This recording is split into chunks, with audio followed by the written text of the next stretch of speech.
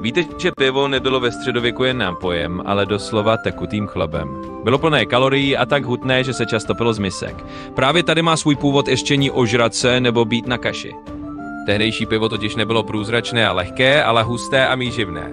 Bylo se opravdu hodně, jenže nešlo o silné ležáky, jaké známe dnes. Většina středověkých piv byla slabá, někdy jen lehce skvašená odolná kaše, která spíš sytí než opíjí. Proto si čpánek dopřávali muži, ženy i starci v podstatě ke každému jídlu. Pivo se tehdy nevařilo ve velkých pivovarech. Naopak vznikalo přímo v domácnostech, v měšťanských domech, hospodách nebo na dvorech šlechtických sídel.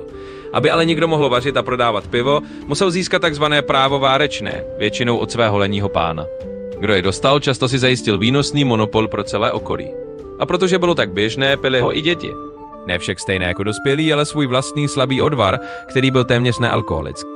Bylo to vlastně bezpečnější alternativa k vodě, která nebyla vždy zdravotně nezávadná. O to přísněji se hlídala poctivost pivařů.